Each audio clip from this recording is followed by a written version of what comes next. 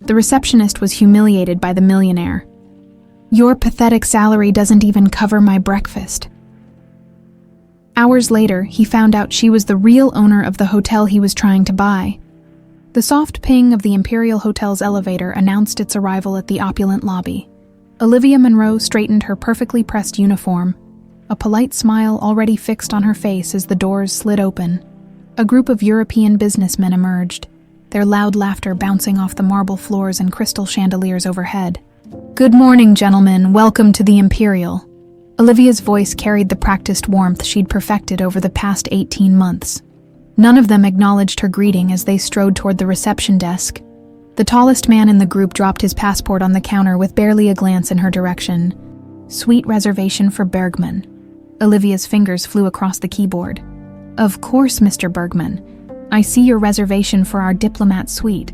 You'll be staying with us for 3 nights. As she processed the check-in, her gaze drifted momentarily to the massive portrait hanging behind the reception area. A handsome couple in their early 50s, the woman bearing Olivia's same hazel eyes and high cheekbones. Thomas and Eleanor Monroe, the visionaries who had transformed a single New York hotel into the Imperial Hospitality Group, a luxury chain spanning 3 continents. Her parents, dead 10 years now. The memory flashed unbidden. A late-night phone call. Her college dorm room, the voice of the family lawyer, strained and hesitant. "There's been an accident, Olivia. The car, your parents. Miss, the key cards." Olivia blinked back to the present. "Yes, of course. My apologies, Mr. Bergman." She slid 2 key cards across the polished marble counter. "Your suite is on the 32nd floor. The elevators to your right will take you directly there. Please let us know if you need anything during your stay." As the men walked away, Lisa, the junior receptionist, leaned close. They could at least say thank you. Olivia's smile never wavered. That's how it goes sometimes. What she didn't say. When you own the hotel, you notice everything. Every dismissive gesture. Every condescending tone. Every employee who stayed an hour late. Every manager who cut corners. The gleaming lobby of the Imperial Hotel. All Italian marble. 24-karat gold accents. And fresh flowers replaced twice daily, had been her classroom for the past 1.5 years. What better way to learn the family business than from the ground up, anonymous and watching? "Olivia, can you cover for me while I grab lunch?" Lisa asked. "Of course." Alone at the reception desk, Olivia allowed herself another glance at her parents' portrait. According to her father's will, she would take control of the company when she turned 30, a milestone just 18 months away. Until then, her uncle Martin Langford, her mother's half-brother, served as interim president. It had been Martin who urged her to finish college after the accident, who insisted she take time to grieve, travel, and be young before shouldering the responsibility of the company. On the surface, his concern seemed genuine, but something had never felt right. The elevator carried Olivia to the 14th floor, where executive offices occupied the entire level. She removed her name badge and slipped into the ladies' room to change from her uniform into a simple black dress and heels she kept in her locker. No one questioned her presence after hours. She was just another faceless employee working late. The executive floor was empty except for the night cleaning crew. Olivia nodded to the familiar janitor, who smiled in return. "Working late again, miss. You know how it is, Carlos." She slipped into Martin's corner office, illuminated only by the New York skyline twinkling beyond floor-to-ceiling windows. Her uncle's whiskey glass sat half-empty on the desk. He rarely left before 9. But tonight he had a charity gala, an opportunity. Olivia moved to his computer, slipping a drive from her purse. 2 months ago, she'd had a cybersecurity expert create access credentials that wouldn't leave digital footprints. A questionable choice, perhaps, but necessary. Financial records flowed across the screen. Projected earnings, acquisitions, losses, properties that appeared to be underperforming on paper despite high occupancy rates, money flowing in directions that made little sense from a business perspective. Something wasn't adding up. Her attention shifted to a folder marked Tokyo Acquisition, a property her parents had been negotiating just before their death. The deal had mysteriously collapsed after their accident. Martin had called it unfortunate timing. As she opened the folder, an old news article caught her eye, dated 3 days after her parents' deaths. It reported the sudden passing of Akira Tanaka, the Japanese hotel magnate who had been their negotiating partner. Another car accident, another brake failure. A cold sensation crept up Olivia's spine. In her small Upper East Side apartment, modest by Manhattan standards and a far cry from the penthouse her family owned overlooking Central Park, Olivia kicked off her heels and pinned another document to the wall of her spare bedroom. The room had transformed into something from a detective thriller. Photos, newspaper clippings, financial statements, connected by colored strings. 10 years of suspicions taking physical form. Her parents' accident report showed brake failure in their car, a tragic manufacturing defect, the same defect apparently claimed Akira Tanaka 3 days later. And James Matthews, another hotel executive and her father's close friend, 6 months before. All three had been negotiating partners on various expansion deals. All three dead within a year. All three deaths benefiting one person, Martin Langford. Her phone buzzed with a text from her uncle. Just checking in. Hope classes are going well. Thinking of coming home for the summer. Miss you. Olivia stared at the message. For the past decade, she'd maintained the fiction that she was still studying abroad. Occasional visits home, vague talk of advanced degrees, research projects. Martin believed she was in London, focusing on business and hospitality management, blissfully preparing for her eventual role from afar. Classes tough but good. Thinking of coming back soon. Miss Nye. Not a complete lie.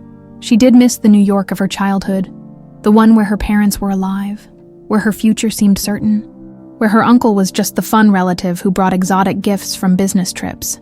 Her gaze drifted to a photograph tucked into the corner of her evidence wall, her father standing beside James Matthews at the opening of their London property. Between them stood a sullen teenage boy, James's son. Logan, if she remembered correctly.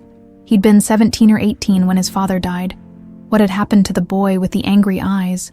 Had he also questioned the convenient accident that took his father? Olivia turned back to her computer, staring at the hotel's upcoming reservation list. A name jumped out at her. Logan Matthews, arriving tomorrow after a decade of absence. The son returns.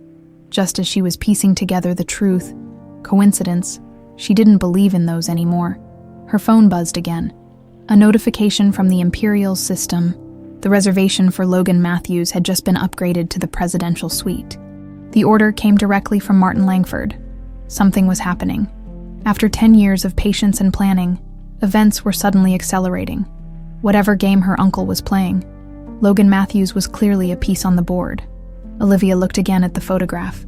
Tomorrow, she would meet the boy with the angry eyes. Now a man, face to face. She just had to make sure he didn't recognize her as anything more than a receptionist. The Imperial Hotel seemed to hold its breath. The morning Logan Matthews was due to arrive, word had spread rapidly among the staff that he was not just any VIP, but the son of James Matthews, whose name still occasionally surfaced in hushed conversations among longtime employees. Olivia arrived early for her shift, reviewing Logan's reservation details once more. Presidential suite, 3-night stay. A note that he preferred San Pellegrino over Perrier, single malt scotch, and extra towels. The special instructions from her Uncle Martin went beyond typical VIP treatment. Personal escort to room, daily fresh flowers, schedule cleared for dinner meeting first night. He's here, Lisa whispered, nudging Olivia. The hotel's revolving doors spun, and Logan Matthews strode into the lobby like he already owned it. He was tall, with his father's strong jawline, but none of the warmth Olivia remembered from the few times she'd met James Matthews as a child. The angry teenager from the photograph had grown into a man whose sharp eyes missed nothing as they swept across the lobby, cataloging, assessing. 3 people flanked him, a woman with a tablet who never stopped typing, and 2 men who looked like they could bench press a car, his personal assistant and security team, Olivia guessed. The woman pointed toward the reception desk. Logan nodded and approached. "Welcome to the Imperial, Mr. Matthews." Olivia adopted her most professional tone. "We're delighted to have you with us." Logan didn't even look at her, his attention on his phone. "Presidential suite. Matthews." "Of course, sir." She typed quickly. "I have you staying with us for 3 nights. Would you prefer an east or west-facing view of the city?" "West." Still not looking up. "Perfect choice. The sunsets are spectacular from that side." Olivia maintained her smile while sliding his keycards across the counter. Mr. Langford has arranged for you to have dinner with him this evening at 8 in our rooftop restaurant. That got his attention. Logan finally looked at her, his eyes a startling blue that momentarily caught her off guard. Langford's eager. He mentioned you're an honored guest. A cold smile touched Logan's lips. I'm sure he did. Olivia caught a flicker of something behind his eyes. A controlled anger, carefully channeled. She recognized it because she'd been nursing the same cold flame for years. Your suite is prepared with San Pellegrino and Macallan 18, as noted in your preferences. She gestured to one of the hotel's senior bellmen. Thomas will escort you to your suite. Logan pocketed the key cards. I assume the meeting rooms are prepared? The Wellington room is reserved for your team from 2 to 5 this afternoon, as requested. His eyes narrowed slightly. How many access points? An odd question. The Wellington room has 2 entrances, the main doors and a service entrance. Security cameras in the hallways. Yes. Olivia tilted her head slightly. Is there a particular security concern we should address, Mr. Matthews? No. He studied her name tag. Olivia, just being thorough. The way he said her name sent an unexpected chill through her. Did he recognize it? Did he make the connection to Monroe? But Logan was already turning away, his attention back on his phone. Have someone bring up my bags. His assistant approached the desk as Logan walked toward the elevators. I apologize for Mr. Matthews, she said quietly. He's laser-focused on business this trip. No need to apologize, Olivia replied. We're accustomed to accommodating our guests' various temperaments. The woman smiled tiredly. That's a diplomatic way of putting it. As the elevator doors closed behind Logan and his entourage, Lisa leaned over. What a jerk. Didn't even look at you for half the conversation. Some people see hotel staff as furniture, Olivia said, though she suspected there was more to Logan Matthews than mere arrogance. Later that afternoon, Olivia was reviewing reservation systems when Martin Langford emerged from the executive elevator, immaculate in a tailored suit that probably cost more than what the hotel paid her in 3 months. Several executives trailed him like planets orbiting a sun. Her uncle had aged well, silver temples adding distinguished character to his appearance. His smile practiced and perfect, to anyone else. He looked every inch the successful businessman her father had trusted. Everything prepared for my dinner with Matthews tonight? He asked the concierge. Yes, Mr. Langford. The private dining room at the summit is reserved for 8 o'clock. Martin nodded, then noticed Olivia. For a heart-stopping moment, she feared recognition, but there was none, just the cursory glance of a busy executive at a staff member. Good afternoon, she said politely. Good afternoon, he replied automatically, already turning away. The irony wasn't lost on her. Her own blood. The man who sent birthday cards to her fictional London address didn't recognize her with different hair color, colored contacts, and the anonymous uniform of hotel staff. Not for the first time. Olivia wondered what her parents would think of their daughter's deception. Was she dishonoring their memory? Or avenging it? At precisely 7:55, Logan Matthews exited the elevator, now dressed in a midnight blue suit that probably cost what she made in a month.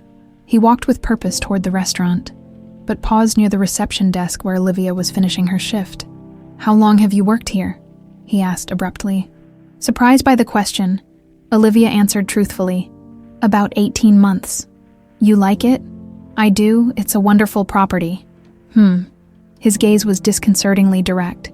Did you know the hotel is for sale? The question hit her like a physical blow. Excuse me, your boss hasn't told the staff yet. I'm buying this place. Olivia's careful composure nearly cracked. The Imperial isn't for sale. Everything's for sale at the right price. Logan's smile didn't reach his eyes. That's what your boss Langford thinks anyway.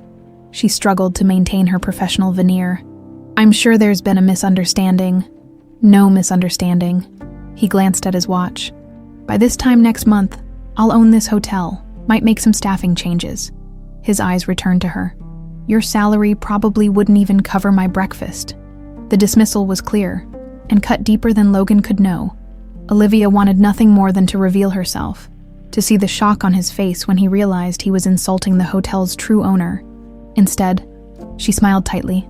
Enjoy your dinner, Mr. Matthews. As he walked away, Olivia logged out of her station with trembling hands. Martin was trying to sell the Imperial, her parents' flagship property, the hotel where they'd met, where they'd built their legacy. She needed proof in the executive floor bathroom. Olivia changed into evening attire, a black cocktail dress conservative enough to blend in with the hotel's evening staff. Her heart pounded as she pinned her hair up and applied lipstick. Tonight, she would uncover the truth. Outside the Summit restaurant, she positioned herself where she could observe Martin and Logan's private dining room through partially frosted glass. They sat across from each other, faces impassive as they spoke. No pleasantries between these men. This was business. A waiter emerged, and Olivia seized her chance. "I'll take that in," she said, taking the wine bottle from his tray before he could object. She slipped through the door. "Terms are acceptable," Martin was saying. "The Imperial would complement your existing properties." "And the board?" Logan asked, his voice cool. "I understand Monroe's daughter still holds significant shares." Martin waved dismissively. "A technicality. Her voting rights are in trust until she turns 30. Convenient? Wine?" "Gentlemen," Olivia interjected smoothly, keeping her face slightly averted as she poured. Neither man paid her any attention. She was invisible, just as she'd been for 18 months, just as she needed to be for a little longer. "You'll have full control before she ever sets foot in the building," Martin assured Logan. Olivia's hand nearly betrayed her, but years of serving practice kept the wine flowing steadily. Her uncle was selling her birthright from under her, and Logan Matthews, whatever his true agenda, was helping him do it. Sleep eluded Olivia that night. The conversation she'd overheard played on repeat in her mind. Martin was selling the Imperial, her hotel, her legacy, to Logan Matthews, a man who'd looked right through her, who'd suggested he might fire her once he took ownership. Dawn found her at her apartment's window, watching the city awaken as she sipped coffee that had gone cold. Her laptop displayed the results of an all-night investigation into Logan Matthews. What she found was puzzling. On paper, Logan ran Matthews Enterprises, a modestly successful investment firm. Nothing in his portfolio suggested he had the capital to purchase a property like the Imperial. His company specialized in turning around struggling boutique hotels, properties a fraction of the Imperial's size and prestige. So where was the money coming from? More importantly, why was Martin selling the crown jewel of the Monroe Empire at all, let alone to the son of James Matthews? Olivia scrolled through archived financial statements. The Imperial consistently outperformed every other property in their portfolio. It made no business sense to sell it unless Martin needed capital, fast. She pulled up the latest quarterly reports, the ones not yet released to shareholders, buried in footnotes and creative accounting. She spotted it. Several of the group's international properties were underperforming drastically. Properties Martin had personally championed. Properties that, according to her research, were showing signs of being used for something beyond hospitality. Her phone buzzed with a calendar alert. Final contract signing. Imperial sale, Wellington Room, 2 p.m. Today, they were closing the deal today. Her hands trembled as she set down her coffee cup. She'd planned to wait until her 30th birthday to reclaim her empire. 18 more months of anonymous observation and evidence gathering. She no longer had that luxury. The Imperial's staff lounge buzzed with nervous energy. Rumors of the sale had begun circulating, and Olivia heard snippets of worried conversations as she stored her purse in her locker. Heard they're letting half the staff go. New owners, some cutthroat corporate raider. Severance won't even cover a month's rent. These people had become her friends, her second family. Some had worked for her parents. Now they feared for their livelihoods because of her uncle's machinations. Lisa appeared beside her, eyes red-rimmed. "Have you heard? Some guy named Matthews is buying us out. They're announcing it this afternoon." Olivia squeezed her friend's hand. "Don't believe everything you hear. Easy for you to say. You've got your business degree. I'm supporting my mom and sister on this job." The weight of responsibility settled more firmly on Olivia's shoulders. This wasn't just about avenging her parents or reclaiming her birthright. Real people's lives hung in the balance. "Trust me," she said quietly. "Things aren't always what they seem." The Wellington Room had been transformed for the signing ceremony. Champagne flutes lined a sidebar. A photographer from the business press was setting up. And Martin's executive team mingled with a group of sharp-suited men and women Olivia didn't recognize. Logan's people, presumably. She slipped in with a group of staff delivering refreshments, keeping her head down as she arranged fruit platters. From the corner of her eye, she spotted Martin and Logan in the corner, heads bent close in conversation. "The paperwork is ready," she heard Martin say. "Once we sign, you wire the first payment, and the Imperial is yours." Logan nodded, eyes calculating. "And the records I requested? Everything's included in the data package. Building specs, staff records, revenue projections." A flicker of impatience crossed Logan's face. "I meant the other records." Martin's smile tightened. After the money transfers, the exchange confirmed Olivia's suspicions. This wasn't a simple property sale. Something else was happening beneath the surface. Something both men were careful not to name explicitly. She retreated to the staff preparation room adjacent to the Wellington room. Through the connecting door, she could hear Martin calling the gathering to order, his voice oily with satisfaction. "Ladies and gentlemen, today marks a historic moment for the Imperial Hotel." Olivia removed her service uniform jacket, revealing the silk blouse underneath. From her bag, she pulled out a tailored blazer and slipped it on. She removed the colored contacts that had been part of her disguise for 18 months, revealing her natural hazel eyes, her father's eyes. Finally, she unpinned her hair, letting it fall to her shoulders, heart thundering in her chest. She checked her reflection in the small mirror, no longer the invisible staff member. For the first time in a decade, she was fully Olivia Monroe. She took a deep breath and pushed through the door, pleased to announce that Matthews Enterprises will be acquiring. Martin's voice died as heads turned toward the interruption. Olivia strode confidently to the center of the room. The photographer's camera clicked rapidly. Good. She wanted this moment documented. "I apologize for the interruption," she announced to the stunned room. "But I'm afraid there's been a misunderstanding." Martin recovered first, his smile strained. "I'm sorry, miss, but this is a private meeting." "I'm well aware, Uncle Martin." The word uncle landed like a bomb in the room. Murmurs erupted as executives exchanged confused glances. Recognition dawned slowly on Martin's face, draining it of color. "Olivia, in the flesh." She turned to address the room. "For those who don't know me, I'm Olivia Monroe, daughter of Thomas and Eleanor Monroe, and the majority shareholder of Imperial Hospitality Group." Logan Matthews had gone completely still, his blue eyes laser-focused on her face. "My uncle seems to have forgotten that while he has been entrusted with operational control of the company until my 30th birthday, he has no legal authority to sell any property without board approval." She smiled thinly. "Especially not the flagship hotel my parents built." Martin stepped forward, voice low. "Olivia, you're making a scene. We can discuss this privately. Like you discussed selling my hotel privately." She raised an eyebrow. "I don't think so." She turned to Logan, who hadn't moved, his expression unreadable. "Mr. Matthews, I apologize for the confusion, but the Imperial is not for sale. It seems you've wasted a trip." Something dangerous flickered in Logan's eyes. "You were the receptionist." "I was, among other things. You've been spying on your own hotel. I prefer to call it hands-on management research." Olivia held his gaze steadily, something my father always believed in. She could almost see the calculations running behind Logan's eyes, reassessing everything, recalibrating his approach.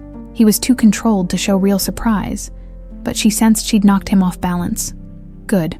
Martin stepped between them, voice tight. "Olivia, you're not yet in control of this company. Your trust agreement states that I cannot take operational control until I'm 30, she finished for him. But it also explicitly forbids the sale of founding properties without unanimous board consent. She smiled.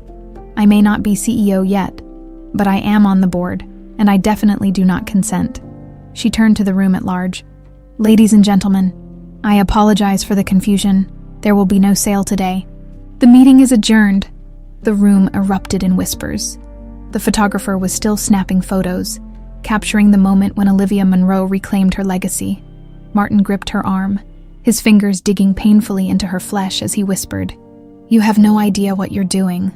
She removed his hand, keeping her voice low. "I know exactly what I'm doing, and I know what you've been doing too. The only question is whether the police will find out before or after my birthday." Martin's face went slack with shock. Olivia stepped away and approached Logan, who was watching the exchange with narrowed eyes. Mr. Matthews, before you leave, I'd like to correct something. She met his gaze evenly. It seems my breakfast could buy all your properties, and I'd still have enough left for dinner. Logan Matthews slammed the door of his hotel suite, sending a vase of fresh flowers wobbling dangerously on a nearby table. His security team exchanged glances but remained silent, knowing better than to interrupt when their boss was in this mood. "Find everything you can on Olivia Monroe," he barked at his assistant, who was already typing furiously on her tablet. "Not the public profile.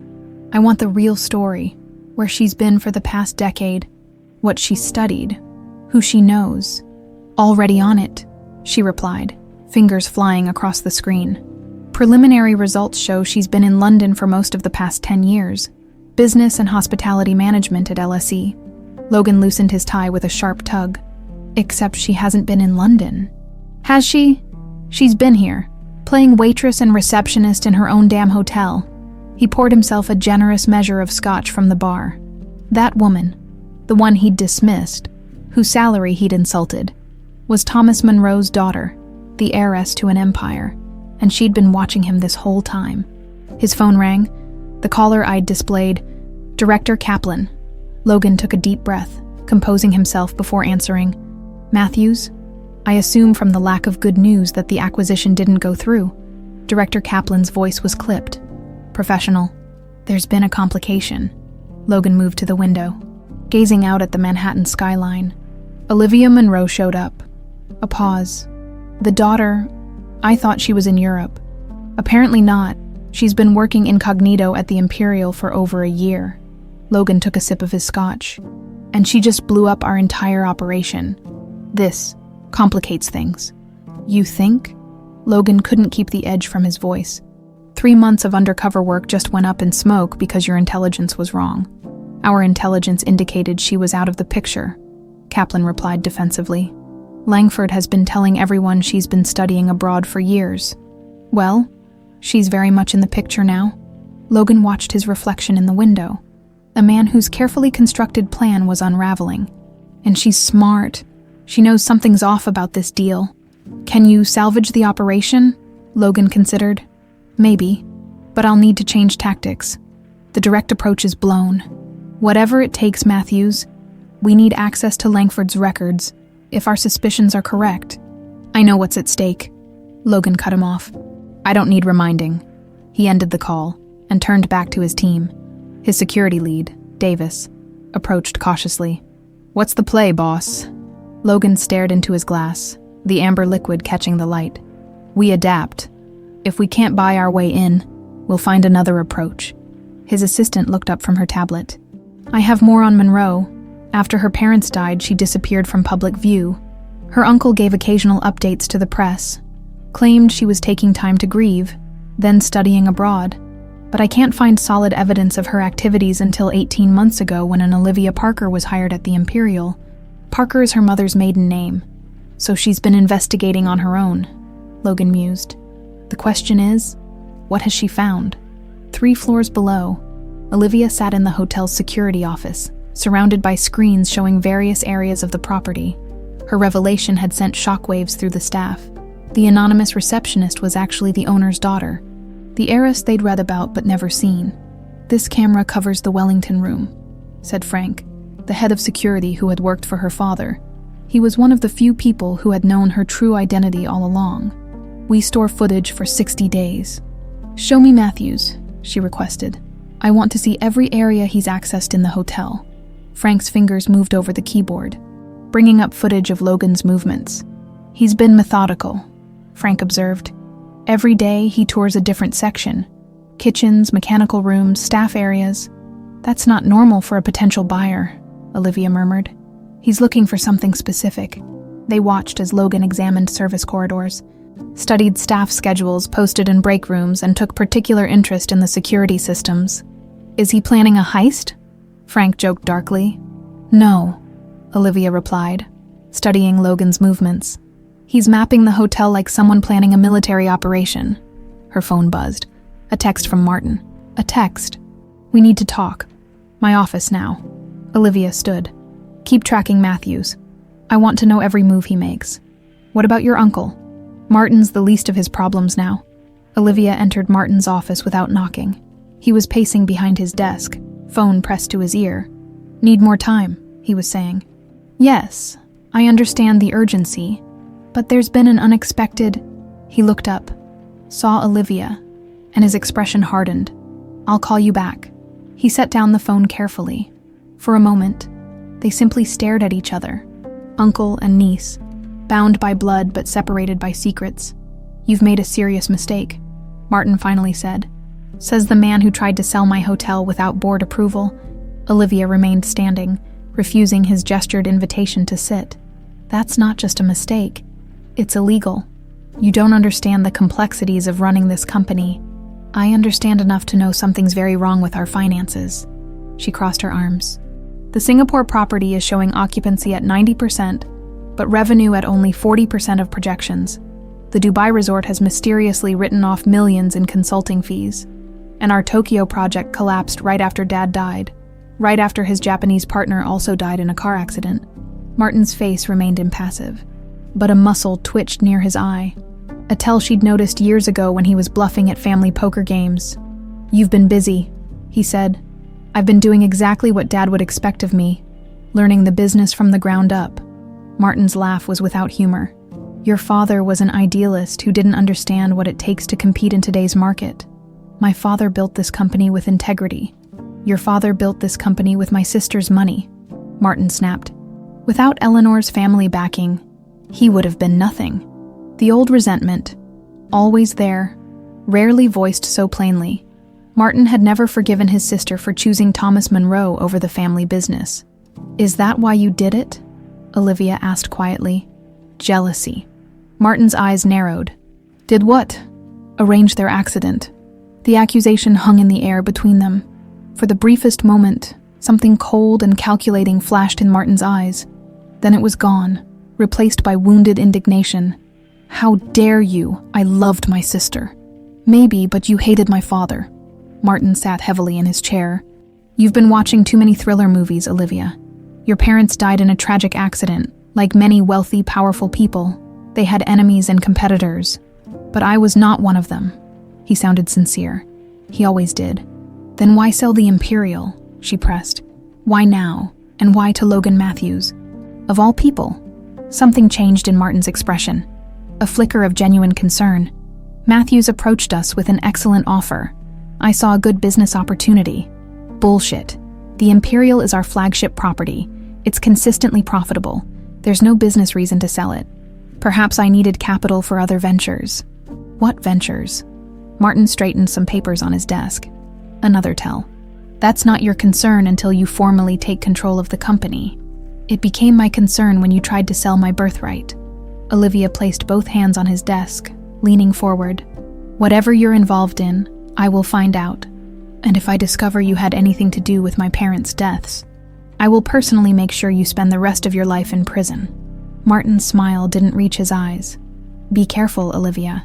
You're playing a game you don't understand, with players far more dangerous than you realize." "Is that a threat?" "It's a warning from your concerned uncle." He stood.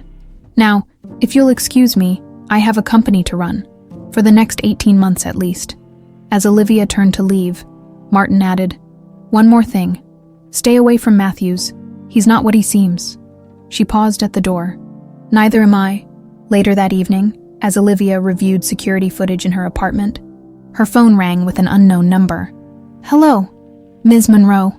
Logan Matthews' voice was instantly recognizable. "I believe we got off on the wrong foot." Olivia's pulse quickened. "That tends to happen when someone tries to buy my hotel without my knowledge. I'd like to explain, over dinner. I don't think... There are things you need to know about your uncle." His voice dropped lower. "Things that might explain why I was really trying to buy the Imperial." Olivia hesitated, curiosity warring with caution. "The rooftop restaurant, 8 o'clock, Logan continued. "Just dinner, just talk. Why should I trust you?" There was a pause before he answered. "Because our fathers were friends, and because I think they were both murdered by the same person." The Summit restaurant sat like a glittering crown atop the Imperial Hotel. Floor-to-ceiling windows offered a panoramic view of Manhattan's skyline, now transformed into a galaxy of lights against the night sky. At this hour, Most tables were filled with hotel guests and wealthy New Yorkers willing to pay exorbitant prices for the atmosphere as much as the cuisine. Olivia arrived precisely at 8, wearing a simple black dress that projected quiet confidence. She'd debated whether to come at all. Logan Matthews had humiliated her, tried to buy her hotel, and now claimed her parents were murdered. The same suspicion she'd harbored for years. This could be a trap. Or it could be the first honest conversation she'd had in a decade. The maitre d' recognized her immediately. Word of her true identity had spread like wildfire through the staff. "Ms. Monroe, how wonderful to have you dining with us tonight. Mr. Matthews is already seated." He led her to a secluded corner table where Logan stood as she approached. His blue eyes swept over her with an intensity that was almost physical. "Ms. Monroe?" He pulled out her chair. "Thank you for coming." "I'm not sure why I did," she replied, taking her seat. "Curiosity, perhaps. Or perhaps you recognized the truth when you heard it." Logan sat across from her, his expression unreadable. "Your parents? My father? Not accidents." A server approached with champagne, but Olivia waved it away. "I prefer to keep a clear head. Thank you." Once they were alone again, she leaned forward. "You said our fathers were friends. I don't remember that." They kept it quiet. They were competitors in some markets, but they collaborated on others. Logan's voice was low, measured. The last project they were working on together was in Tokyo, with Akira Tanaka, Olivia said, who also died in a car accident. Something flickered in Logan's eyes. Surprise, perhaps. "You've done your homework. I've had 10 years to gather pieces of the puzzle." She studied him carefully. "What's your interest in all this? Revenge? Justice? Or is the Imperial just another acquisition target?" Logan signaled to the server for water instead of champagne. When he spoke again, his voice was different, less controlled, more raw. "When I was 17, my father died in what everyone called a tragic accident. Brake failure." His jaw tightened. 2 weeks before, he told me he'd discovered something disturbing about one of his business partners. He didn't name names, but he was worried enough to update his will and insurance. "And you think that partner was my uncle?" I didn't know what to think, I was a kid. But I knew my father was careful, methodical. His cars were maintained religiously. Logan's fingers tapped once, twice against the tablecloth. 3 months later, your parents died the same way. "Brake failure," Olivia murmured.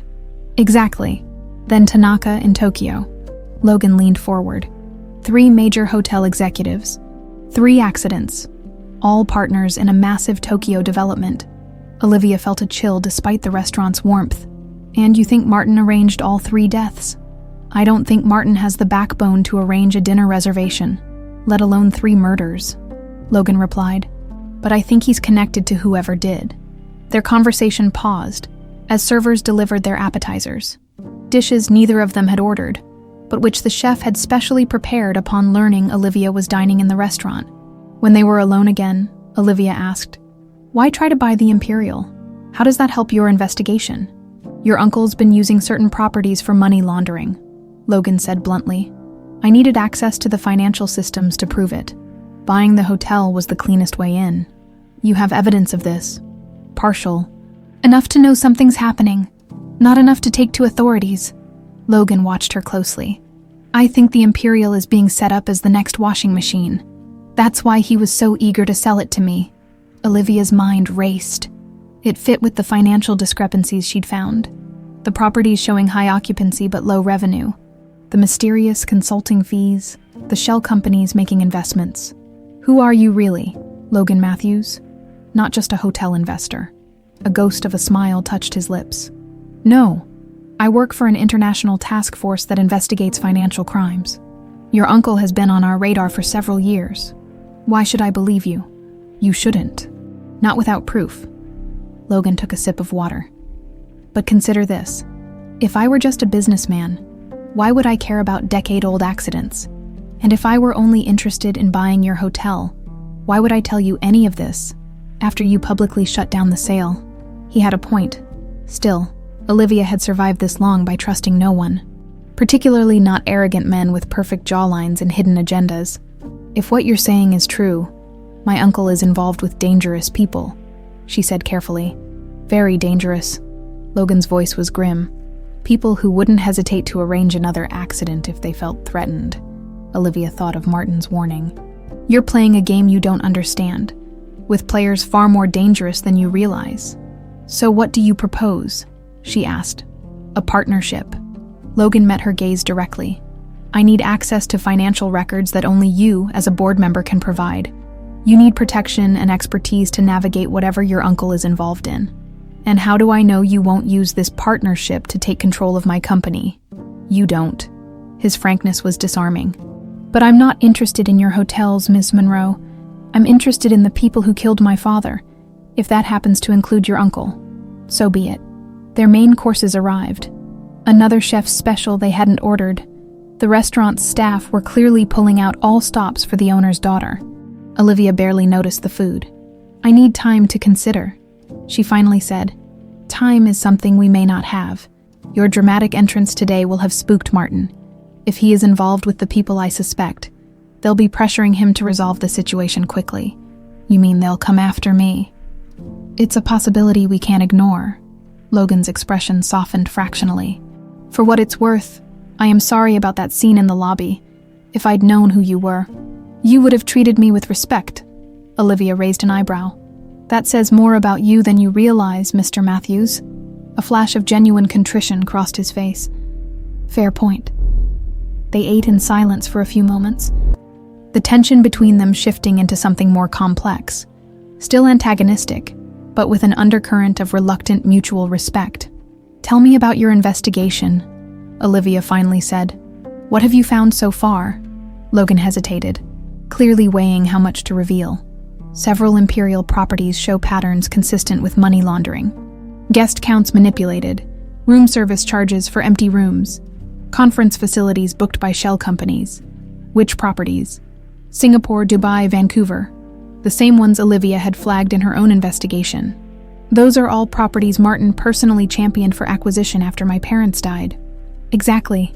Logan leaned forward. Here's my theory. Martin isn't the mastermind. He's the facilitator. Someone approached him after your parents died, offered him a deal, used the hotels for laundering operations, and in return, he gets a cut plus operational control of the company. Until I turn 30, Olivia added quietly. Logan's expression was grave, which raises the question of what they plan to do about you when that deadline approaches. Their eyes met across the table, and for a moment, the rest of the restaurant seemed to fade away. They were no longer adversaries, but two people united by loss, by suspicion, by the shadowy threat hanging over them both. I still don't trust you, Olivia said softly. Smart. Logan's smile was unexpected, transforming his face from severe to almost boyish. I don't fully trust you either. Then where does that leave us? Keeping our enemies close. He raised his water glass in a mock toast. And our potential allies closer. The following morning, the headline of the Wall Street Journal's business section read, Monroe heiress emerges, blocks Imperial Hotel sale. Beneath it was a photo of Olivia confronting Martin and Logan in the Wellington room. The article detailed how the reclusive daughter of hotel magnate Thomas Monroe had dramatically intervened to prevent the sale of her family's flagship property. Olivia set down the newspaper in her newly claimed office on the executive floor, her father's old office, which Martin had left largely untouched, like a shrine, she'd once thought. Now she wondered if it was superstition or guilt that had kept him from changing it. Her phone buzzed with a text from Logan. Seen the news? She typed back. Hard to miss. So much for keeping a low profile. His response came quickly. Meet me in the parking garage. Level B3. 20 minutes. Bring your laptop. I have something to show you. Olivia hesitated. Despite their dinner conversation, she still didn't fully trust Logan. But her curiosity outweighed her caution. Fine, she replied. But I'm bringing security. No security. This needs to be private. She frowned at the screen. Not negotiable. Either Frank comes or I don't. There was a long pause before his answer appeared. Fine. But only Frank, 20 minutes later. Olivia stepped out of the elevator into the lowest level of the hotel's parking garage, Frank walking slightly behind her. The concrete space was dimly lit and smelled of motor oil and cold stone. Logan was leaning against a black SUV with tinted windows, looking more casual than she'd seen him before in dark jeans and a gray sweater. Still expensive, but less corporate. More real. "This is dramatic," Olivia said by way of greeting. "Our parking garage is standard for your clandestine meetings." "No cameras down here," Logan replied, nodding toward Frank. "You trust him completely?" "With my life," Olivia said firmly. Frank had been her father's head of security for years before taking the same role with Martin. He was the only person who had known her true identity during her undercover months at the hotel. Logan studied Frank briefly, then apparently decided to accept Olivia's judgment. "Get in. I'll drive." "Where are we going?" Olivia asked. "Not far. Just somewhere we can talk without being overheard." The three of them climbed into the SUV, Logan driving, Olivia in the passenger seat, and Frank in the back. Logan navigated through morning traffic, taking seemingly random turns as if ensuring they weren't followed. "Are the theatrics necessary?" Olivia asked. "Yes." Logan's expression was grim. "After you left the restaurant last night, I received a data package from my team. It contains evidence linking your uncle to a criminal organization based in Singapore. The Tseng Syndicate," Frank said suddenly from the back seat. Logan's eyes flicked to the rearview mirror. Surprised. "How do you know that name?" "Because I've been investigating them for years," Frank replied. "Ever since Mr. Monroe's death." Olivia turned to look at him. "You never told me. I wasn't sure who to trust, even you, until you revealed yourself." Frank's weathered face showed no emotion. The Tsengs control much of the illegal gambling in Southeast Asia. They needed legitimate businesses to wash their money. Hotels are perfect. Cash-intensive businesses where occupancy and revenue can be easily manipulated. Logan parked on a quiet street lined with warehouses. "My team reached the same conclusion. They approached your uncle after your parents died, offered him a deal, used the Monroe hotel chain for money laundering in exchange for a percentage and operational control. But my uncle doesn't have the authority to sell properties," Olivia said. "Not without board approval. He doesn't need to sell them," Logan replied. "Just use them. The problem is, the operation has grown. They need bigger properties, more volume." "The Imperial," Olivia murmured. "Exactly. Your uncle was supposed to deliver it to them, through me, unknowingly, before you turned 30. Logan pulled out a tablet and handed it to Olivia. "These are financial records from your Singapore property. Look at the pattern. Rooms booked but never occupied. Conference facilities reserved by shell companies that don't exist. Inflated room service charges." Olivia scrolled through the documents, her stomach tightening. "These are the same discrepancies I found. You were investigating." Logan looked surprised. "Of course I was. It's my company." She continued scanning the documents. "But this is more extensive than I realized. There's more." Logan took back the tablet and opened another file. "These are transfers from accounts associated with the Tseng Syndicate to offshore accounts owned by shell companies. The beneficial owner of those shell companies is your uncle." Olivia stared at the screen, at the millions flowing into Martin's secret accounts. "He sold out my parents' legacy for this." "It gets worse." Logan hesitated, then opened a final document. "This is a police report from the Swiss authorities. Investigating the brake lines on your parents' car, they found evidence of tampering." The word hit Olivia like a physical blow. Tampering, not an accident. Murder. "The same method was used on my father's car," Logan said quietly. "And Tanaka's in Tokyo." Frank leaned forward. "The Tsengs eliminate obstacles. Your parents and James Matthews both refused to allow their properties to be used for money laundering. They became obstacles. And Tanaka was going to partner with them on the Tokyo project," Logan added. "When he learned what was happening, he threatened to go to authorities." Olivia's hands were shaking as she returned the tablet. "You have proof Martin ordered the killings." "Not directly, but he benefited from all 3 deaths, and the money trail connects him to the Tsengs." Logan's expression was grim. "We believe he knew what would happen when he identified your parents as problems to the syndicate." Olivia tried to process everything. Her suspicions had been right all along. Her parents' deaths weren't accidents. And her uncle, if not directly responsible, was complicit. "What's the plan?" she asked finally. "Go to the authorities." "Not yet. We need more evidence connecting Martin directly to the murders." Logan glanced at his watch. "Which is why we need to access his private servers tonight." "How?" "He'll have everything password protected. That's where you come in. As a board member, you can request an audit of all company systems.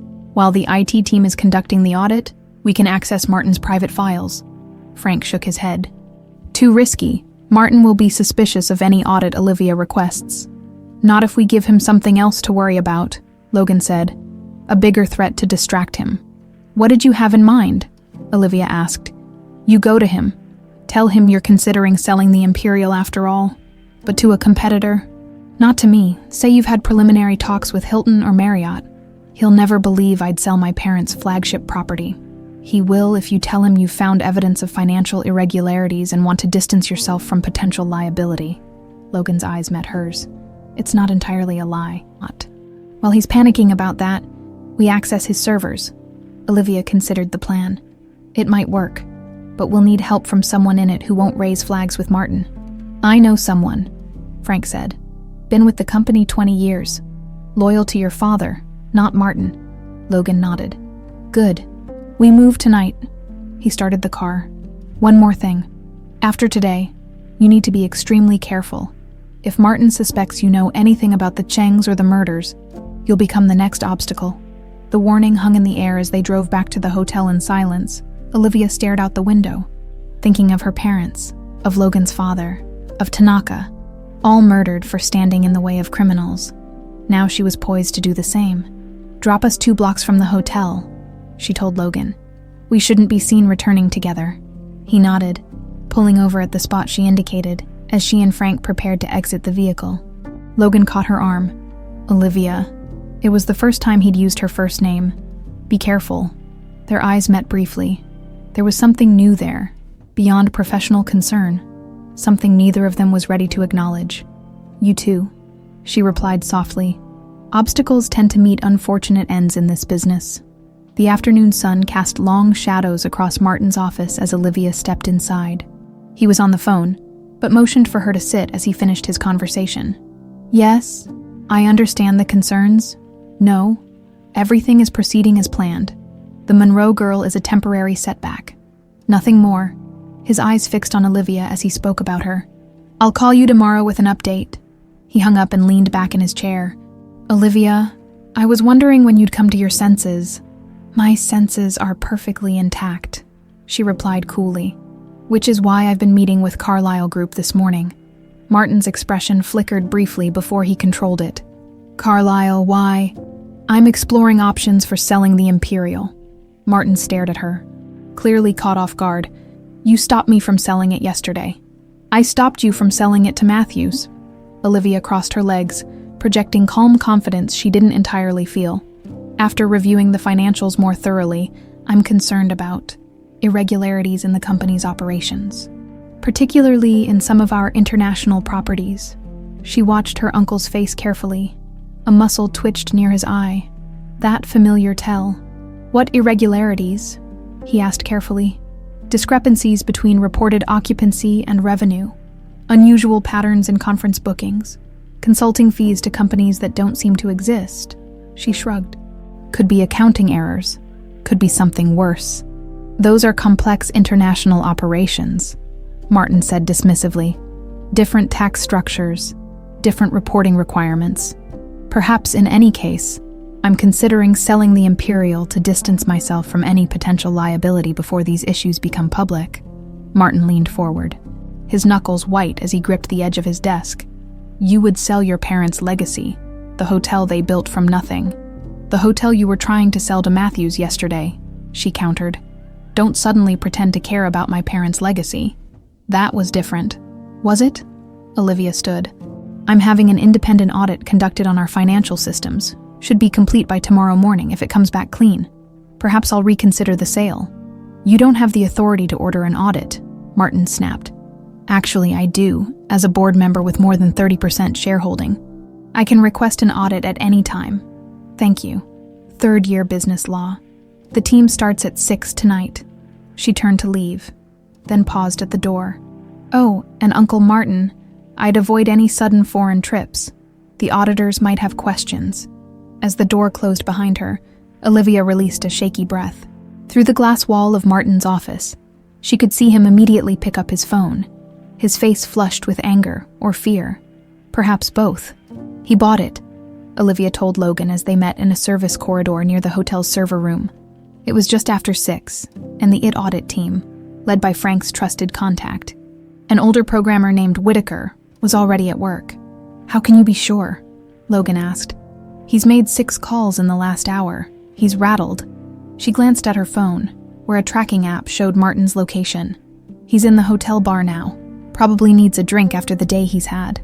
"Good." Logan gestured toward the server room door.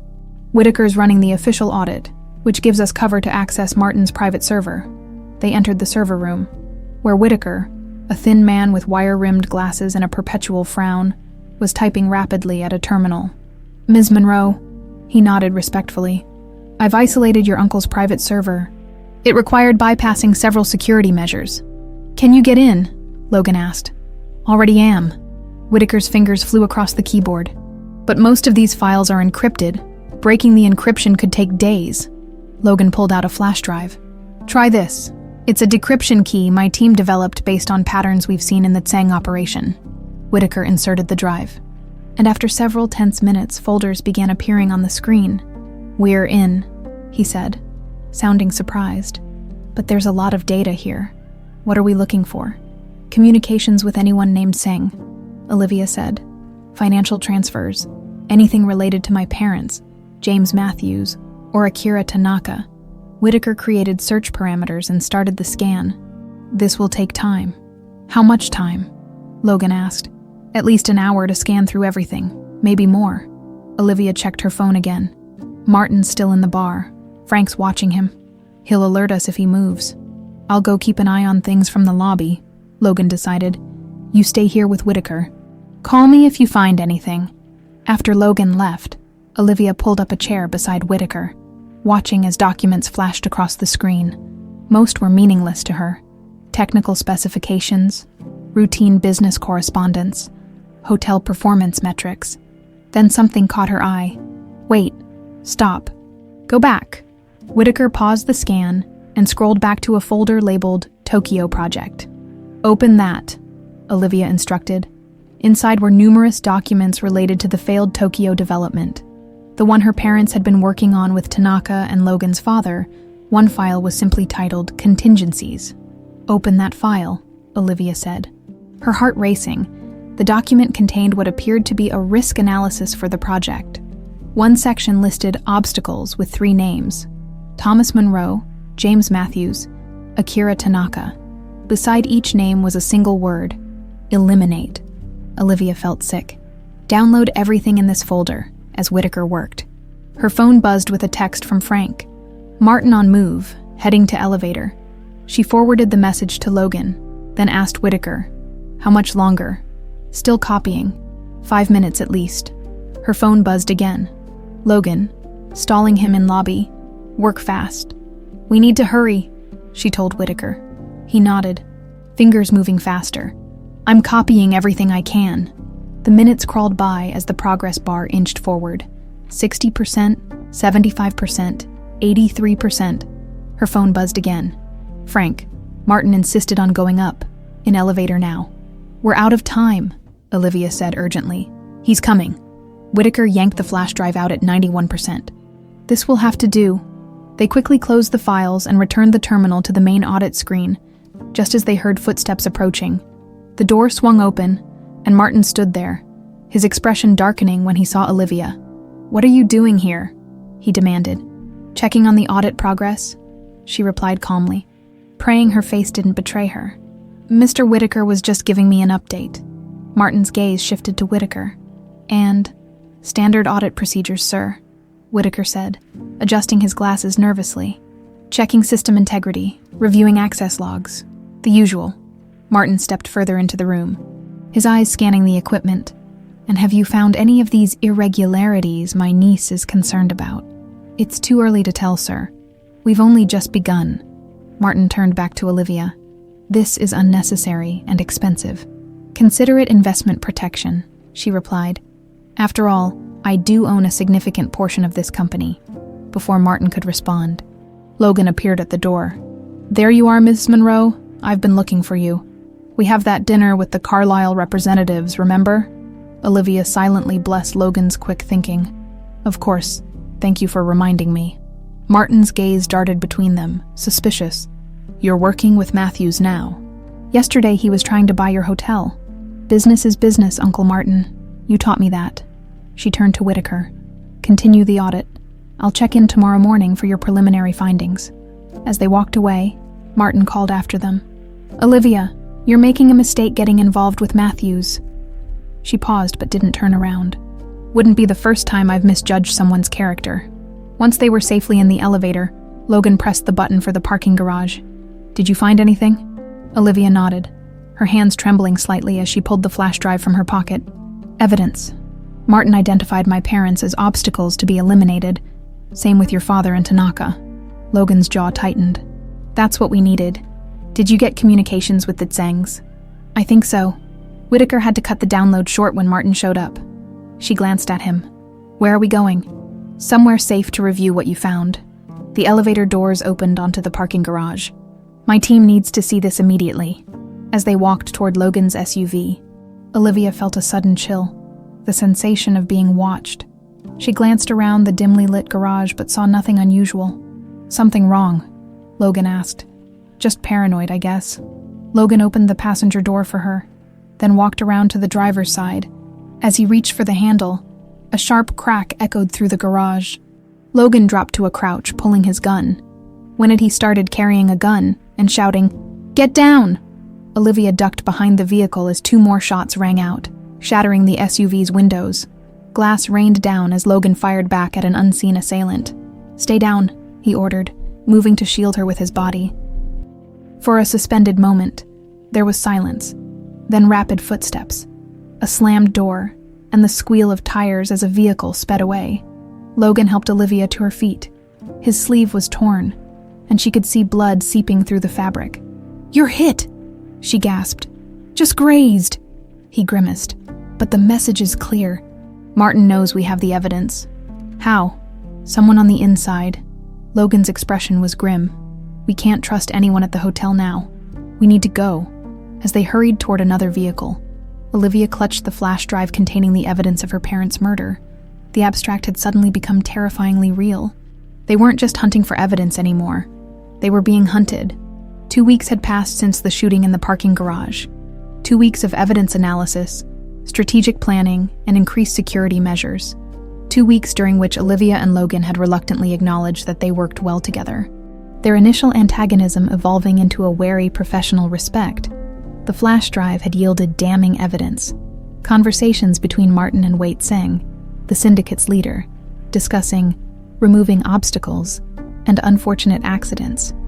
Financial transfers coinciding with the dates of the 3 deaths. A comprehensive money laundering operation using the Monroe Hotel chain. "It's enough to warrant arrests," Logan had told her after his team analyzed the data. "But we need Wei Tseng, not just your uncle. And Tseng never travels to countries with U.S. extradition agreements." "So what's the plan?" Olivia had asked. "We bring him to us," which was how 2 weeks later, Olivia found herself in a designer gown for the Imperial Hotel's 50th anniversary gala, an event that had taken on new significance as the centerpiece of their operation to trap both Martin and Wei Tseng. Olivia studied her reflection in the mirror of her apartment. The midnight blue gown caught the light as she moved, thousands of tiny crystals shimmering like stars. Her hair was swept up elegantly, revealing diamond earrings that had once belonged to her mother. Her phone buzzed with a text from Logan. "Everything in place. Tseng's plane landed an hour ago." She replied, "I'll be there in 30. The plan was elegant in its simplicity. Martin had invited Wei Tseng to the gala, unaware that Logan's team had intercepted communications between them. Tseng, normally cautious about traveling to the U.S., had made an exception for the high-profile event, which would be attended by numerous wealthy potential clients for his gambling operations. Logan's team would be positioned throughout the hotel, waiting to make arrests once they had concrete evidence of Martin and Tseng together, discussing their criminal enterprise. Olivia tucked a small microphone into her necklace. The device would record any conversation she had with either man. She checked her appearance one final time, drew a deep breath, and headed for the door. The Imperial's grand ballroom had been transformed into a glittering wonderland for the gala. Crystal chandeliers cast a warm glow over the assembled guests. New York's elite, international business leaders, celebrities, and politicians. A string quartet played softly as waiters circulated with champagne and hors d'oeuvres. Olivia made her entrance, and a subtle ripple moved through the crowd as people recognized the hotel's heiress.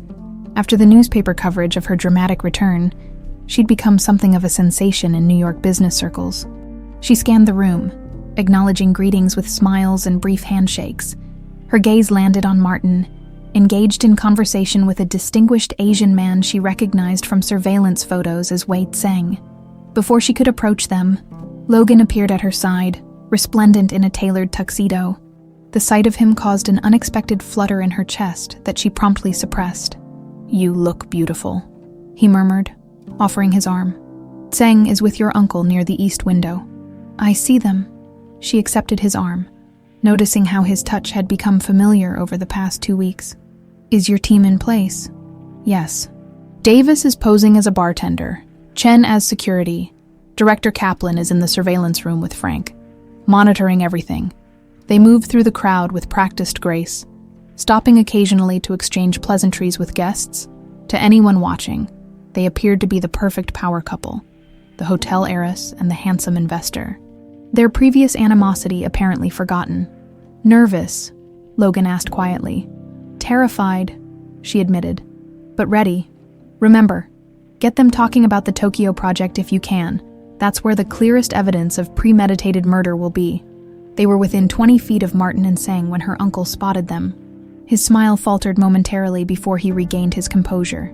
"Olivia," he called, waving them over. "There's someone I'd like you to meet." "Game time," Olivia thought. "Uncle Martin." She greeted him with a kiss on the cheek, the picture of familial affection. What a wonderful event. Father would have been proud. She felt him stiffen slightly at the mention of her father. "Indeed," he replied smoothly. "Olivia, this is Wei Tseng, one of our most valued international partners. Wei, my niece Olivia Monroe." Tseng was a slim man in his 60s with shrewd eyes that missed nothing. He bowed slightly. "Ms. Monroe, your reputation precedes you, the mysterious heiress who emerged from shadows to reclaim her empire." "Hardly an empire," she replied modestly. "Just preserving my parents' legacy. A noble cause." Tseng's smile didn't reach his eyes. "Your parents were formidable business people." "They were," Olivia agreed. "Particularly their vision for the Tokyo project. Such a shame it never came to fruition after their accident." She felt Logan's warning squeeze on her arm. Too direct. "Too soon," Martin interjected smoothly. "Ancient history, my dear. Wei is interested in our future projects, not past disappointments." "Actually," Tseng said, "I find the Tokyo situation quite instructive. Sometimes obstacles arise that require creative solutions." Olivia's heart raced. The microphone would have captured that. "Speaking of creative solutions," Logan said casually, "I hear James Matthews had interesting ideas for that project before his unfortunate accident." Martin's expression tightened. Mr. Matthews was a minor partner with outsized opinions, much like his son. The barb was directed at Logan, who simply smiled. "I'll take that as a compliment. My father taught me to stand firm when I believe something is wrong, like using hotels for money laundering, for instance." A heavy silence fell over their small group. Tseng's eyes narrowed dangerously. "I'm not sure what you're implying, Mr. Matthews," Martin said coldly. "But this is hardly the venue for business discussions." "On the contrary," Olivia interjected, "I can't think of a better place to discuss how my hotels are being used." The orchestra began a new piece, a waltz that her parents had loved. "Perhaps this conversation would be better continued privately," Tseng suggested, his voice soft but threatening. "Perhaps?" Logan agreed. "But first, would you honor me with a dance, Ms. Monroe?" Before anyone could object, Logan led Olivia onto the dance floor, skillfully guiding her through the other couples until they were at the center of the ballroom. "That was risky," he murmured as they moved to the music. "Tseng suspects something." "Good," Olivia replied. "The sooner he reveals himself, the sooner this ends." Logan's hand was warm against her back as he guided her through a turn. "We have enough on tape already to pursue charges. We could end this now." "No," Olivia's voice was firm. "I want a confession. I want to hear him admit what he did to my parents." Logan studied her face, concern evident in his eyes. It's not worth risking your safety. It is to me. Their gazes locked, and something shifted between them. A sudden awareness that transcended their professional alliance. For a moment, they were just a man and woman dancing, drawn together by something neither was ready to name. Logan broke the spell first. Martin's leaving the ballroom. Tseng too. Olivia glanced over his shoulder to see the two men heading toward the exit. They're spooked. We need to follow them. No, we need to let my team handle it. Logan's grip on her tightened slightly. It's too dangerous. This is my fight too, my parents. They continued dancing, their debate hidden behind practiced smiles. Fine, Logan conceded. But we stay together, and at the first sign of trouble, we back off. As the dance ended, they made their way casually toward the exit Martin and Tseng had used, which led to a private lounge area reserved for VIPs. Logan checked his phone. Davis says they're in the blue room. Just the two of them. They approached the closed door of the blue room, and Logan pressed his ear against it, straining to hear the conversation inside. Becoming a problem, Tseng was saying, his voice barely audible. Both of them. I'll handle my niece, Martin replied. As for Matthews, I've already made arrangements. Logan and Olivia exchanged alarmed glances. The same arrangement as for her parents, Tseng asked. Similar, but this time there will be no failure. Olivia's blood ran cold. Confirmation. At last, her uncle had arranged her parents' murder. Logan pulled her away from the door, his expression grave. We have what we need. Let's signal the team. Before he could reach for his phone, the door swung open, and Martin stood there, his face twisting with rage when he saw them. I should have known, he snarled.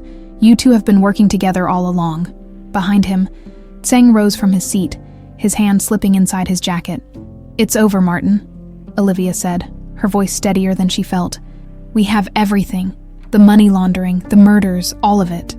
Martin's laugh was hollow. You have nothing, and soon you'll be nothing, just like your parents. As he spoke, Olivia saw movement behind Tseng, a man emerging from the shadows, raising something that glinted in the dim light. Gun! Logan shouted, throwing himself in front of Olivia as a shot cracked through the air. Time seemed to slow as Logan's body collided with Olivia's. Knocking her to the ground, the bullet meant for her tore through his shoulder instead, and he grunted in pain as they fell. Chaos erupted in an instant. Hotel security and Logan's undercover agents converged on the scene, weapons drawn. The gunman, a professional hitman by his cold demeanor, was tackled by Davis, who had appeared from nowhere in his bartender's uniform. Tseng made a break for the emergency exit, but was intercepted by two agents posing as waitstaff.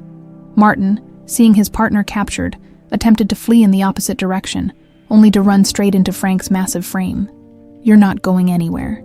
Sir, Frank said grimly, restraining Martin with practiced efficiency. Olivia's focus remained on Logan, who lay bleeding beside her. His face had gone alarmingly pale, blood seeping through his tuxedo jacket.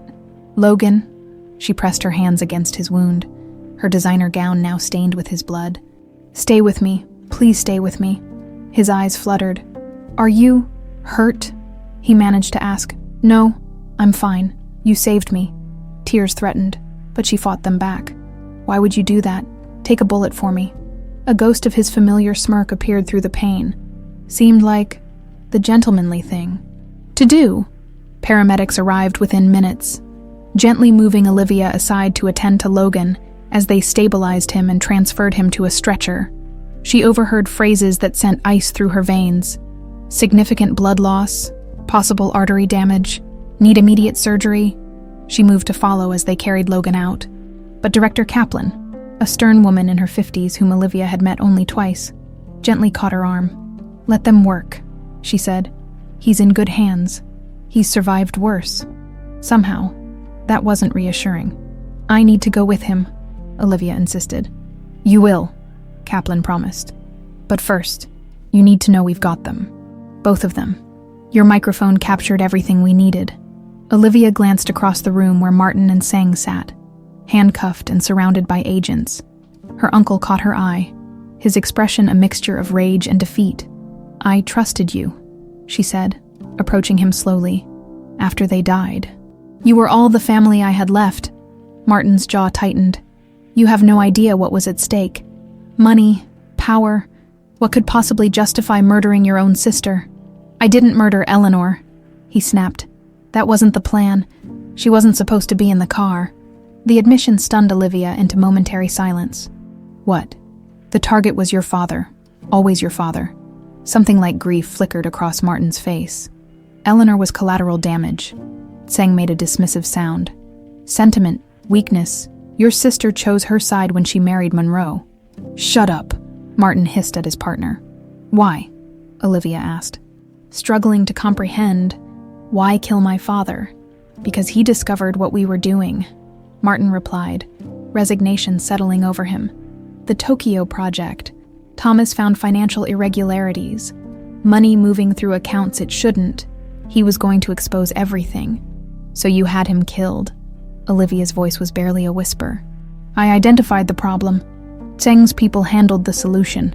Martin stared at the floor. Your father was always self-righteous. Always had to do things the right way. Do you have any idea how much money we could have made? The empire we could have built. He built an empire. You destroyed it. Kaplan stepped forward. Ms. Monroe, we need to get you to the hospital. Matthews will want to see you when he wakes up. The mention of Logan snapped Olivia back to the immediate crisis. She turned away from her uncle without another word, allowing an agent to escort her out through a service entrance to avoid the panicked gala guests. The hospital waiting room was a blur of antiseptic smells and hushed conversations. Olivia sat motionless, still in her blood-stained gown, as surgeons worked to repair the damage the bullet had done to Logan's shoulder. Hours passed. At some point, someone brought her a change of clothes. Frank appeared with coffee she didn't drink. Kaplan provided updates on Martin and Tseng's processing. Formal charges, denied bail, separate facilities to prevent collusion. None of it mattered until a surgeon finally emerged, looking tired but satisfied. Ms. Monroe, Mr. Matthews is out of surgery. The bullet damaged an artery, but we were able to repair it. He lost a significant amount of blood, but he's stable now. Will he recover fully? Olivia asked, finding her voice. With time and physical therapy? Yes, he's young and remarkably fit. Can I see him? The surgeon hesitated. He's still under anesthesia. It will be several hours before. Please, Olivia interrupted. I just need to see that he's alive. Something in her expression must have conveyed her desperation, because the surgeon nodded. 5 minutes. He won't know you're there. Logan looked smaller somehow, lying in the hospital bed surrounded by monitoring equipment. His normally tanned skin was pale, an IV line delivering blood and fluids to replace what he'd lost. His shoulder was heavily bandaged, his arm immobilized. Olivia approached quietly, almost afraid to disturb the fragile peace of his unconscious state. She gently took his hand, the one without the IV, and was surprised by how warm it felt. You idiot, she whispered, tears finally breaking free. Why would you do that? Take a bullet for someone you barely know. His fingers twitched in hers, but his eyes remained closed. When you wake up, we're going to have a serious conversation about your hero complex, she continued, trying to smile through her tears. And then I'm going to thank you properly for saving my life. A nurse appeared at the door. I'm sorry, Miss Monroe, but you need to let him rest now. Reluctantly, Olivia released Logan's hand and stepped back. Take care of him. We will, the nurse assured her. You should get some rest yourself. He won't be awake until morning at the earliest. Morning found Olivia dozing uncomfortably in a chair beside Logan's bed, having convinced the hospital staff to let her remain. The sounds of a breakfast cart in the hallway roused her, and she rubbed her stiff neck as consciousness returned. That chair looks brutal, a hoarse voice commented. Olivia's eyes snapped open to find Logan watching her, his blue eyes tired but alert. You're awake, she said unnecessarily, leaning forward. Apparently, he attempted to shift position and winced, though I'm reconsidering the benefits. Don't try to move. You lost a lot of blood. Logan's gaze traveled over her, the wrinkled clothes someone had brought her, the dark circles under her eyes, her hair falling loose from its elegant updo. You look terrible, he said bluntly. A surprised laugh escaped her. Says the man with a bullet hole in his shoulder. His expression sobered. Did we get them? Yes. Both Martin and Tseng are in custody. The microphone caught everything, including Martin's confession. She hesitated. He admitted arranging my father's death. My mother wasn't supposed to be in the car. Logan's jaw tightened.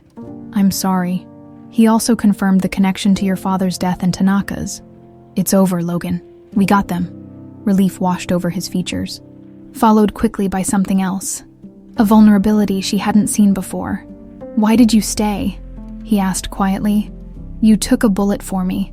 Seemed like the least I could do. Professional courtesy. There was something guarded in his question. Olivia considered deflecting with humor, but found she couldn't. Not after what they'd been through.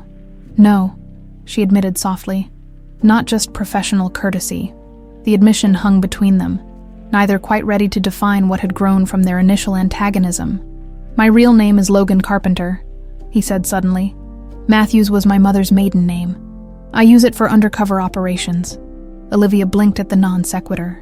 Why are you telling me this now? Because I'm tired of pretending to be someone I'm not, at least with you. His gaze was steady despite the pain medication. James Matthews was my stepfather. He adopted me when I was 10, after he married my mother. He was the only real father I ever knew. And you've spent the last decade hunting his killers, Olivia said. Understanding dawning, Logan nodded. Just like you. The parallel paths of their lives stretched before her. 2 children orphaned by the same conspiracy, both dedicating years to uncovering the truth, both hiding behind false identities. What happens now? She asked. Now? He said, attempting a smile. I try not to die from hospital food while recovering from a hero complex, apparently. Olivia rolled her eyes, but couldn't suppress her answering smile. I'm serious. So am I. His expression softened. I don't know what happens next, Olivia, but I'd like to find out. Without bullets, fake names, or family conspiracies involved. She reached for his hand, careful of the IV line. I think I'd like that too. 1 year later, Olivia stood at the podium in the Imperial Hotel's newly renovated grand ballroom, facing a crowd of journalists, business partners, and employees gathered for the official opening of the Thomas and Eleanor Monroe wing. My parents believed hotels were more than just businesses, she said, her confident voice carrying through the space. They saw them as sanctuaries, places where people from all walks of life could experience exceptional service and genuine care. Today, we honor their vision by expanding that legacy. The past year had been transformative for both Olivia and the Monroe hospitality empire. Martin and Wade Sang had both received lengthy prison sentences for their roles in the murders and money laundering operation. The resulting trial had made international headlines, exposing corruption that spanned continents. Rather than hiding from the scandal, Olivia had embraced transparency, ordering comprehensive audits of all properties and implementing industry-leading ethical standards. Initially, the company's stock had plummeted, but within months, it rebounded as investors recognized the value of her principled leadership. The new wing represents not just an expansion of our flagship property, but a recommitment to the values my parents stood for, Olivia continued. Every detail, from the sustainable materials to the working conditions of those who built it, reflects our dedication to ethical business practices. Her gaze found Logan standing in the front row, his right arm still occasionally stiff from the bullet wound, but otherwise fully recovered. He gave her an encouraging nod, his eyes reflecting pride that warmed her more than the audience's applause. After the shooting, Logan had taken a leave of absence from his agency to recover. What began as a few weeks stretched into months as he and Olivia explored their relationship outside the pressure of an investigation. The antagonism that had characterized their first meeting had evolved into deep respect, and eventually, into something neither had expected to find. I would like to thank everyone who made this day possible, Olivia said, concluding her speech, especially those who stood by me during challenging times and helped restore integrity to the Monroe name. Her subtle acknowledgement of Logan brought a genuine smile to his face, an expression that had become increasingly common over the past year. After the ceremony concluded and Olivia had fulfilled her obligatory media interviews, Logan joined her in the newly christened wing. Impressive speech, he said, taking her hand casually, a gesture that still sent a pleasant warmth through her. Your parents would be proud. I hope so. She glanced around at the elegant space, designed to blend seamlessly with the original architecture while incorporating modern sustainability features. Sometimes I still feel like I'm playing catch-up. learning things they would have taught me if they'd had the chance. "You're doing fine," Logan assured her. "More than fine. The company's financials are stronger than ever. Employee satisfaction is up, and you've become the industry's leading voice on ethical hospitality management." Olivia smiled. "Is that your professional assessment, Agent Carpenter?" "Former agent," he corrected. "And yes, it is." Logan's resignation from the Financial Crimes Task Force had surprised everyone, including Olivia. After years of dedicated service, he had decided to redirect his investigative skills toward corporate ethics consulting, helping companies identify and eliminate corruption before it took root. "I have something for you," he said suddenly, reaching into his jacket pocket. "I was going to wait until dinner, but..." He produced a small velvet box. Olivia's breath caught.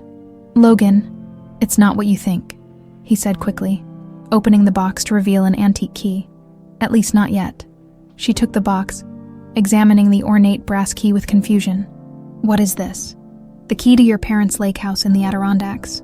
Your mother gave it to my stepfather for safekeeping just before their trip to Tokyo. He always intended to return it to your family, but after his death," Logan shrugged, "it got packed away with his effects. I found it last month while going through old storage boxes." Olivia stared at the key, memories flooding back. Summer weekends at the lake, her father teaching her to sail, her mother's garden that attracted hummingbirds and butterflies. "I haven't been there since they died," she said softly. "I know. The place has been maintained by a caretaker all these years, part of a trust your father established. It's still yours, Olivia, still part of your legacy." Tears threatened, but she blinked them back. "Thank you. I thought maybe..." Logan hesitated, uncharacteristically nervous. "Maybe we could go there this weekend together." The significance of his suggestion wasn't lost on her. This wasn't just about visiting a property. It was about reclaiming another piece of her past, integrating it into her present, with him. Before she could respond, Frank appeared, his expression apologetic. "Ms. Monroe, the board members have arrived for the private reception." "Thank you, Frank. I'll be right there." She turned back to Logan. "Yes, I'd like that very much." His smile illuminated his face as he leaned in to kiss her briefly. "I'll make the arrangements." The private reception for board members and key executives took place in the hotel's exclusive penthouse suite, as Olivia mingled with the company's leadership, many newly appointed after the scandal. She felt a sense of fulfillment her younger self could scarcely have imagined. Lisa, her former colleague from the reception desk, now managed guest relations for the entire hotel. "Still can't believe you were working alongside me all that time," Lisa said, shaking her head. "Playing receptionist when you owned the place. Best education I could have gotten," Olivia replied sincerely. "I learned more from working the front desk than I ever would have in a boardroom." As the evening progressed, Logan joined her at the window overlooking the city they both loved. Below them, New York pulsed with energy, 1,000 lights reflecting against the darkening sky. "Penny for your thoughts," he said. "I was thinking about identity," she replied. "How we both spent years pretending to be something we weren't. You as Matthews, me as Parker. And now I'm exactly who I'm supposed to be." She turned to face him. "What about you?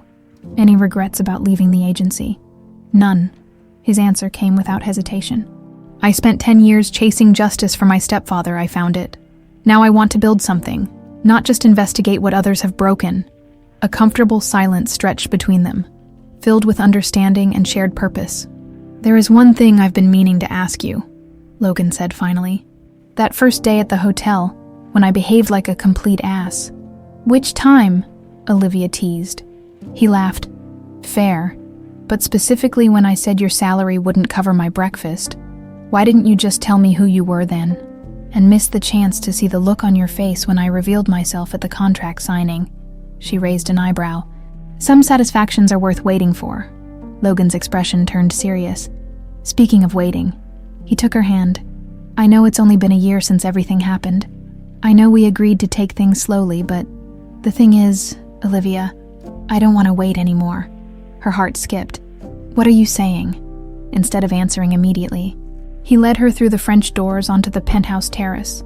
The night air was cool, the privacy complete. "I'm saying I love you, he said simply.